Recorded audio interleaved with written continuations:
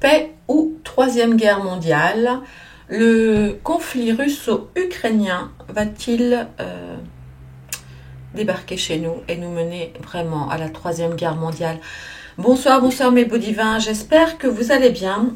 Je vais tâcher de faire un tirage assez rapide concernant tout ce qui se passe et tout ce qui va pouvoir se passer dans les prochaines semaines en lien avec la guerre, parce que bon maintenant c'est une guerre russo-ukrainienne. Alors, quelques informations que peut-être vous n'avez pas eues. Et si vous ne connaissez pas encore cette chaîne, je vous invite vraiment à aller regarder la chaîne de Catherine Galesteros, je crois. Je vous mettrai le lien en dessous. Vous verrez, elle est passionnante. C'est une militaire, une ancienne militaire qui est vraiment très très au point. Alors voilà, un petit résumé d'informations que vous n'avez peut-être pas encore eues. Avant de commencer, auriez-vous la gentillesse, si je peux vous le demander, de mettre un petit pouce et de mettre un petit commentaire avec le hashtag paix, par exemple, ça me semble être une assez bonne idée, et de vérifier que vous êtes bien abonné avec toutes les notifications, parce que, à en croire, vous savez, on a une sorte de back-office YouTube. Vous êtes seulement 30% à être abonné et à peu près autant à avoir activé la cloche toutes les notifications. Ceci explique que vous n'avez pas accès rapidement à mes vidéos. Donc, vous les voyez moins rapidement, donc elles sont moins vues, donc elles sont moins proposées, etc., etc. Voilà. Donc, voilà, si vous en avez envie, et parce que là, j'ai vu cette semaine, j'ai perdu, je sais pas pourquoi, une centaine d'abonnés. C'est venu de l'espace. J'ai pensé que je dépasserais les 7000 abonnés. Mais non, en fait, ça descend. Ça descend pour je ne sais quelle raison étrange. Donc, je compte vraiment sur vous. Voilà, l'abonnement est gratuit. Si vraiment vous en avez marre dans quelques temps et que vous vous dites que vraiment je dis n'importe quoi, vous pourrez toujours vous désabonner. Mais en attendant, voilà, c'est gratuit et ça me ferait très très plaisir. Alors, pour en revenir à ce qui se passe en Ukraine et en Russie. Le 23 mai, l'Ukraine a attaqué un radar de détection précoce dans le sud-ouest de la Russie à environ 600 km du front. Puis le 28 mai, il y a eu une deuxième attaque, cette fois-ci à 1800 km du front vers Orsk, donc près du Kazakhstan. Alors, il faut savoir que ces radars sont des outillages extrêmement précieux pour la Russie, puisque donc ce sont des radars d'alerte précoce, vous voyez, en cas d'attaque et évidemment d'attaque nucléaire. Et la Russie ne possède que 10 radars de la sorte et ces radars sont capables donc de détecter des missiles évidemment de l'OTAN et donc de servir de bouclier. Donc ça n'a pas fait beaucoup de bruit évidemment dans les magazines, on va dire. On ne sait pas exactement quelle est l'ampleur des dégâts sur les radars russes. En revanche, ce que les Russes savent, c'est que les Ukrainiens n'ont pas été capables de faire cela tout seuls. Ça, c'est une chose. Et si vraiment c'est le cas, vous vous doutez bien qu'ils ne vont pas rester sans rien faire. Par ailleurs, si cela peut être prouvé, d'accord, eh bien, selon la doctrine de guerre, etc., et un paragraphe ou un chapitre qui s'appellerait 19C, cela pourrait permettre à Poutine de déclencher la guerre de manière tout à fait légale, puisque là, la Russie pourrait faire une riposte, et donc là, ça pourrait ne pas très très bien se passer. Je ne sais pas si vous avez vu, j'ai vu ça il y a quelques minutes, il semblerait, mais alors attention sous toute réserve, parce que rien n'est vérifié du tout, que l'Ukraine, que la Russie plutôt, aurait détruit je ne sais quel bunker ou tunnel ou je ne sais quoi, avec environ 200 personnes de l'OTAN sur le territoire donc, ukrainien, donc venues donc pour aider l'Ukraine. Alors attention, vous prenez ça avec plus que des pincettes. Je n'ai pas vérifié cette information, je n'en ai pas eu le temps. Donc on reste extrêmement prudent par rapport à ça. Si vous-même vous avez des informations, n'hésitez pas à venir les partager plutôt sur le groupe Divine Actu sur Telegram, hein, c'est un peu moins touchy qu'ici. Et d'ailleurs, si vous n'êtes pas encore abonné à Divine Essence et à Divine Actu sur Telegram, eh bien vous êtes les bienvenus. C'est gratuit et nous pouvons nous parler et échanger pas mal d'infos de manière un petit peu plus tranquille pour le moment en tout cas. Donc, pour reprendre les analyses de Madame Galacteros, elle dit, mais quels pourraient être les objectifs pour l'Ukraine d'aller attaquer ces deux fameux radars de détection précoce russes? Parce que, je vous dis, il y en a un qui est à 600 km du front et un à 1800 km du front. Donc, ils ont clairement attaqué sur le sol russe.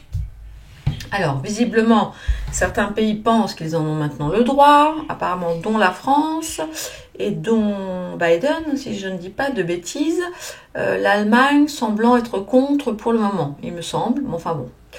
De toute façon, c'est bonnet blanc et blanc bonnet, donc voilà. Alors, 3 objectifs possibles. Premièrement, tout simplement, on va dire faire du mal à la Russie, les déstabiliser, les faire souffrir et leur engendrer des coûts supplémentaires. Bon, ok. Possibilité numéro 2, détruire justement ou tenter de détruire, parce que je vous dis, on ne sait pas exactement dans quel état sont ces radars, tenter de détruire ces radars avant une prochaine attaque éventuellement des États-Unis, pourquoi pas.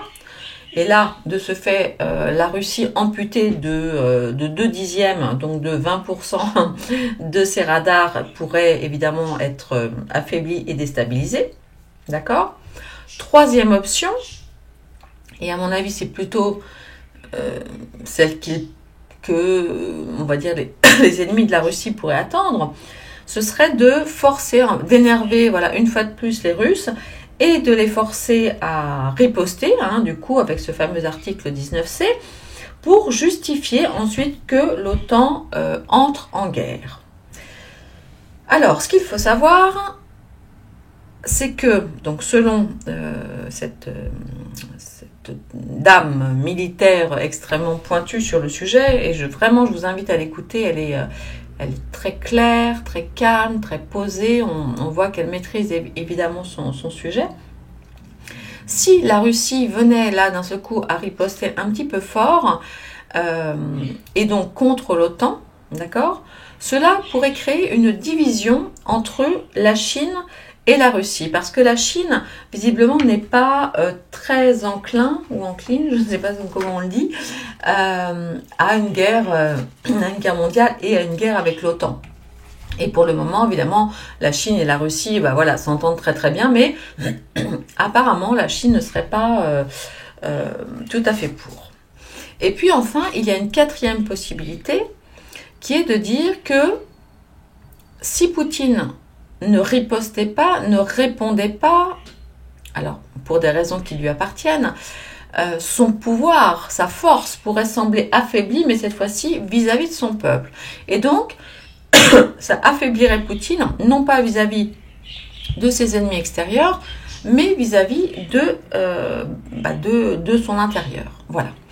De toute évidence, je pense que ni les Ukrainiens ni les Russes ne veulent de cette guerre. Je parle évidemment de la population.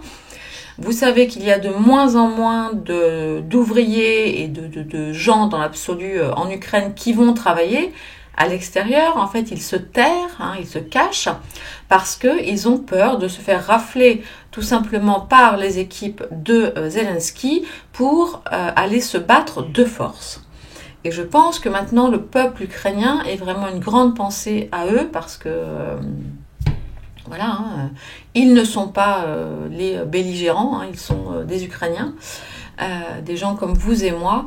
Je pense qu'il y a eu, je sais plus, on n'a pas trop les chiffres, mais je crois que c'est de l'ordre de 300 000 morts, c'est un truc absolument immonde. Donc voilà un petit peu où nous en sommes. Et si vous vous souvenez bien, je vous ai dit la semaine dernière dans une vidéo, tiens, c'est bizarre, on dirait qu'il y aurait comme des choses qui pourraient mettre comme un temps de pause, ou la paix, ou un cessez-le-feu, ou je ne sais pas quoi.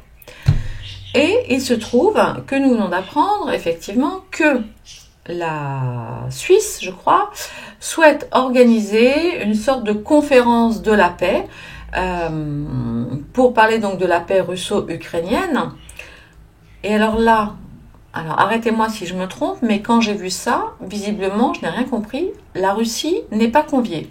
De même que la Russie n'est pas conviée, et ça c'est complètement dingue, aux célébrations du 6 juin, donc ils célèbrent évidemment le débarquement américain sur les côtes de Normandie.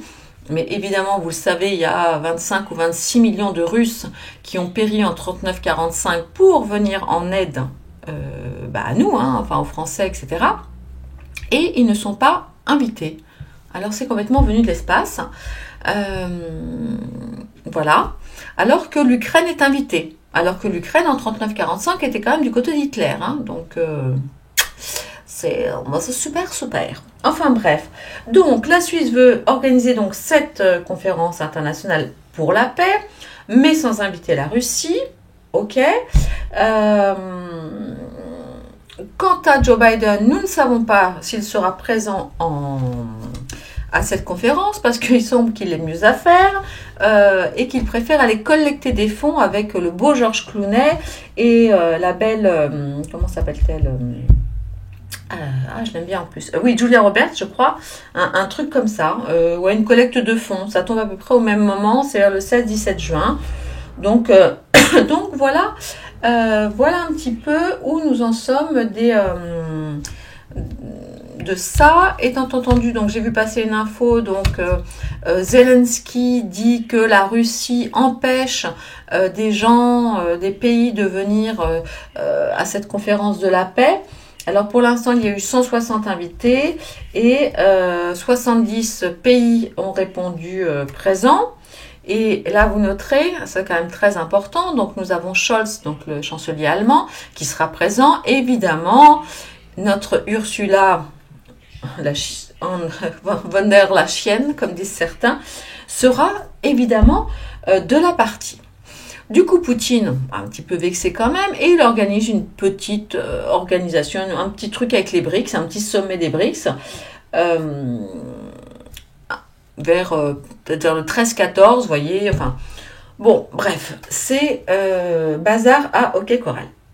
Voilà où nous en sommes de cette histoire de guerre ou de paix, parce que là, c'est quand même... Ça devient quand même très très tendu, même si j'ai quand même bon espoir. Alors j'avais fait un tirage, mais c'est il y a plus d'un an, où j'avais demandé si Poutine allait envahir la France et tout ça. Bon, la réponse à l'époque avait été non. Ok. Maintenant, comme vous le savez, Poutine a son libre arbitre. Les choses, évidemment, évoluent, peuvent changer et tout peut changer. Alors, nous allons faire alors, comment je vais faire? Alors, voilà.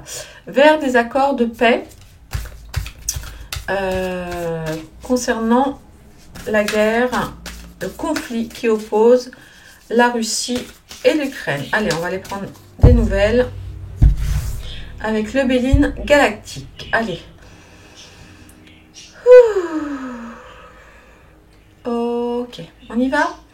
Alors, on va se concentrer quoi sur cette conférence, non, sur cette conférence, oui, c'est internationale du 16 ou 17 juin qui aura lieu en Suisse.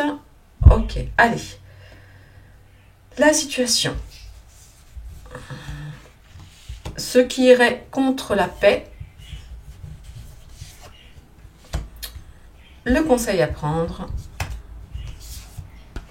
Et le résultat à l'issue de cette journée ou 2 jours, je ne sais pas, de conférence. Alors, attendez. Alors, j'arrive pas à la mettre. On a la carte bleue et la fatalité qui sont là. Allez, on va voir. Ah, la destinée. Oh, pas mal. Tiens donc. Oh, bah écoutez. Honnêtement, je suis assez je suis assez optimiste. Nous avons la destinée, l'étoile de l'homme, l'étoile de la femme et la nativité. Et on a quand même la carte bleue qui est là avec l'élévation en dessous. Hein. Donc, et les présents.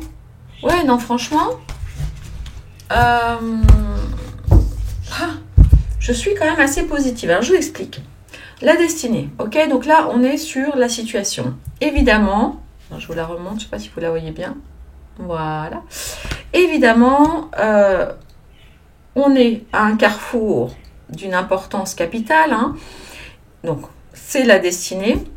Il va y avoir des décisions à prendre, des choix à faire, des opportunités à saisir, on va dire, une recherche de solutions. Et nous sommes quand même sur une carte d'ouverture. Donc, c'est plutôt pas mal. Alors, maintenant, ce qui pourrait évidemment aller contre, c'est l'étoile de l'homme. Alors, est-ce que l'étoile de l'homme représente quelqu'un en tant que tel, un homme? Est-ce que c'est l'absence de Poutine, voilà, qui n'a pas été invité? Est-ce que c'est Zelensky qui ne voudra pas avancer plus que ça? Est-ce que c'est Biden? Bon, on a quand même une étoile ici. Une étoile de David, hein, conformément au Béline original, qui peut nous laisser penser que s'il s'agit d'un homme, c'est un homme juif. Et, eh bien, sauf erreur, Poutine n'est pas juif, mais Zelensky l'est. Donc, il va y avoir une grosse réunion avec des choses à discuter, des solutions à trouver, des ouvertures à prendre, etc. En contre, possiblement, un Zelensky va en guerre. Mais la bonne nouvelle, enfin en tout cas le conseil, c'est l'étoile de la femme. Alors, l'étoile de la femme, est-ce que là, dans ce cadre-là, on peut parler de la grande Russie, hein, parce que voilà, c'est un petit peu comme une sorte d'impératrice, mais ça peut nous parler aussi de sentiments et de valeurs féminines, de la douceur, de la diplomatie, de la rondeur, voyez, des choses un petit peu enveloppantes. C'est ce qui est recommandé aux interlocuteurs pendant cette conférence de la paix. Et je suis quand même très contente parce que, je vous le dis, nous avons en conclusion la carte de la nativité. Et la carte de la nativité, bon, évidemment, vous voyez, c'est un petit peu comme une carte astrologique, nous parle d'un nouveau projet, nous parle de début, nous parle de création, de naissance, de choses dynamiques et positives. Hein. C'est une belle carte, c'est une carte sous la planète, la force et l'énergie du soleil. C'est une très très belle carte et je vous le dis, nous avons par ailleurs, alors il y avait la carte de la fatalité là qui était sur le côté, mais la dernière carte du jeu, hein, le dos là, c'était vraiment la carte bleue. Donc, j'ai bon espoir, j'ai vraiment bon espoir que la conférence, je sais pas quoi, la réunion sur la paix débouche. Alors, ça va pas être forcément sur la paix tout de suite, d'accord ? Mais en tous les cas débouche sur de belles négociations, sur des choses qui vont marquer. D'autant je vous dis que c'est celle-là. Donc si j'avais eu, bon, je sais pas, on sait rien notre carte, mais vous voyez, même là quand je fais ça, je tombe encore sur, voilà, je tombe sur le plaisir et tout ça.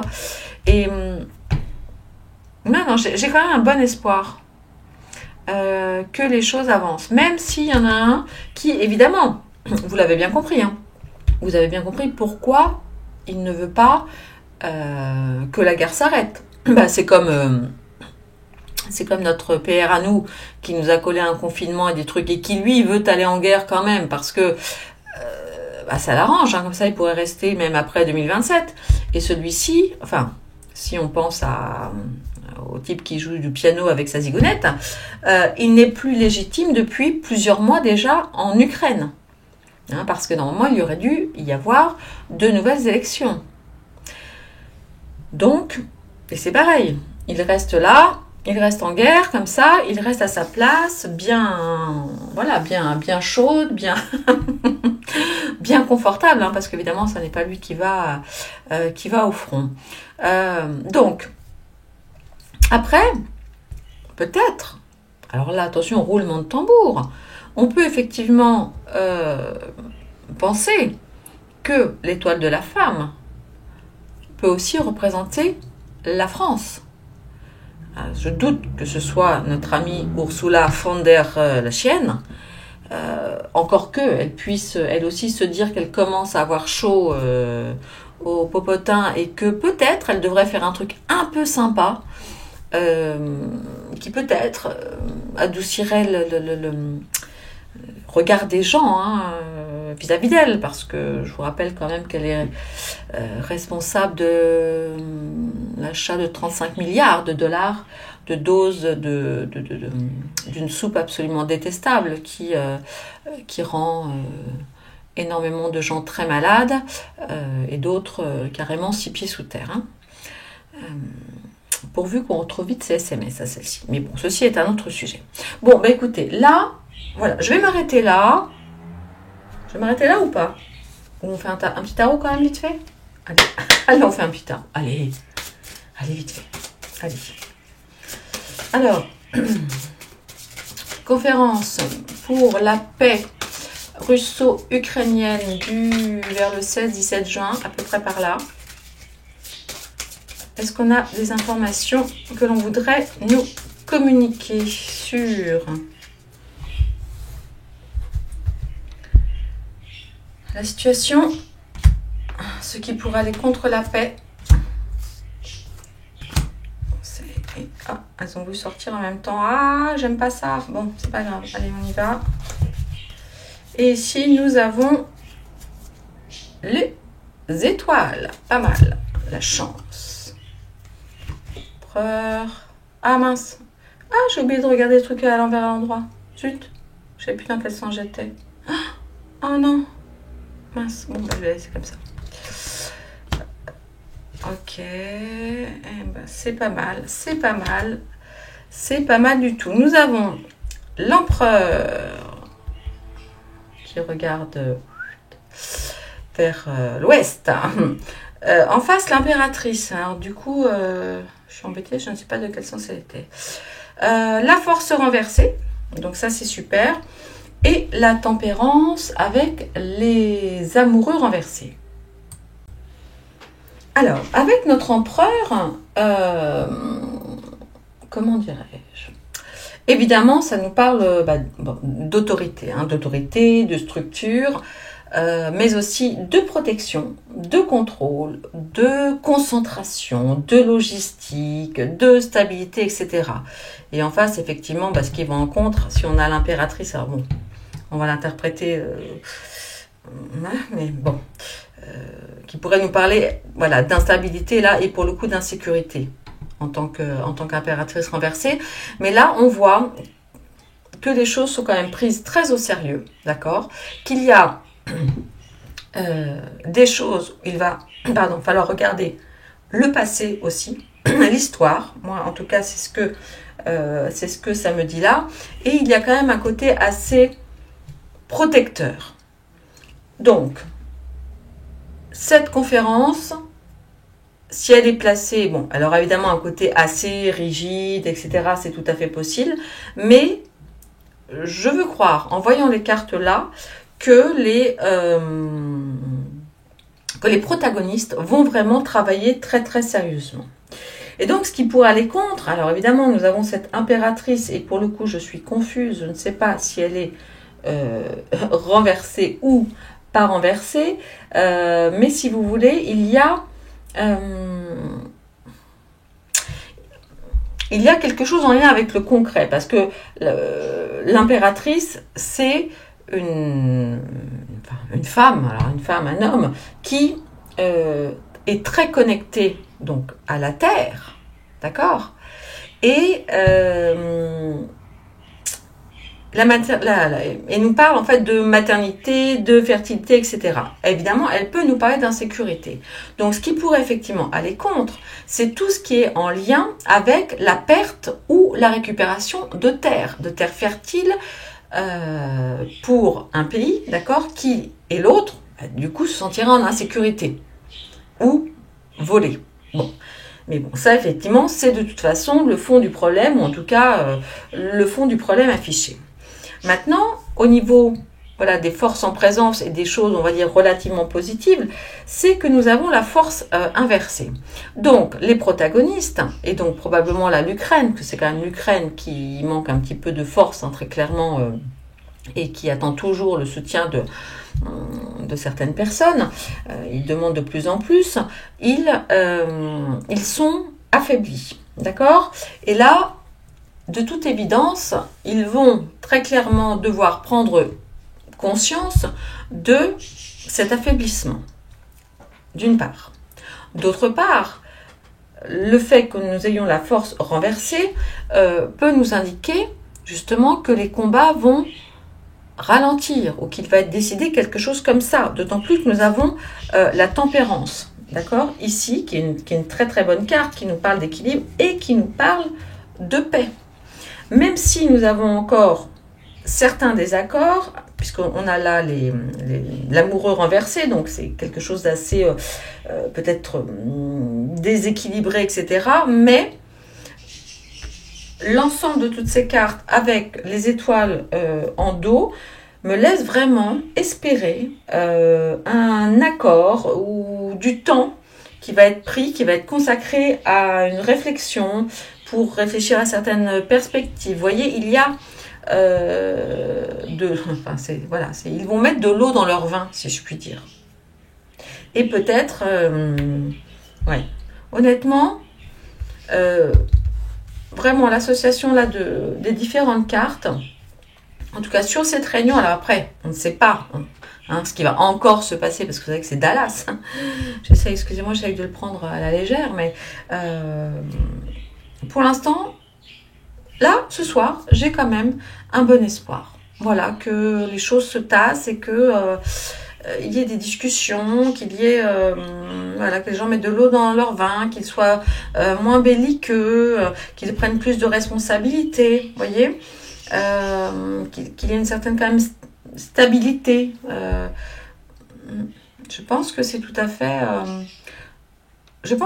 fait possible. En tout cas, moi, je veux y croire. Alors, vous savez que j'ai tendance à chaque fois là, à penser que ça aussi, ça peut représenter l'Europe. Hein. Évidemment, l'Europe n'a pas forcément intérêt à l'arrêt de la guerre, pour les raisons que vous savez, que vous comprenez.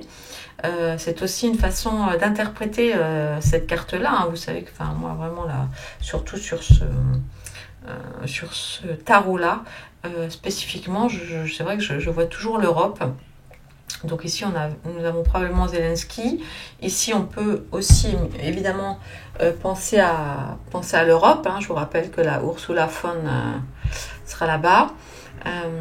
Mais bon, non, je pense quand même qu'on peut arriver à des choses positives. En tout cas, ce soir, je suis assez positive sur cette convention, même si c'est venu de l'espace. Poutine n'est pas invité. Bon, écoutez, voilà, après tout. Bon, allez, mes beaux divins, je vous laisse, je vous embrasse très fort. N'oubliez pas, si vous avez aimé cette vidéo, s'il vous plaît, de liker, de partager, de mettre des petits commentaires gentils, toujours. On est toujours très prudent et très gentil. Et je pense que ce que nous voulons tous, que nous soyons, je sais pas, qu'on ait de la famille en Ukraine ou de la famille en Russie ou que sais-je, je crois que nous voulons tous la paix. Et tiens, d'ailleurs, c'est ce que je vous invite à écrire en commentaire. Nous voulons la paix, nous voulons la paix, nous voulons la paix. Je vous embrasse très fort, mes beaux divins. Prenez soin de vous. Je vais être pas mal en formation cette semaine et pas mal en déplacement. Je ne sais pas si j'aurai le temps de vous faire beaucoup de vidéos. Voilà, mais je vous embrasse très, très, très, très fort. Merci beaucoup de votre fidélité. À très bientôt. Au revoir.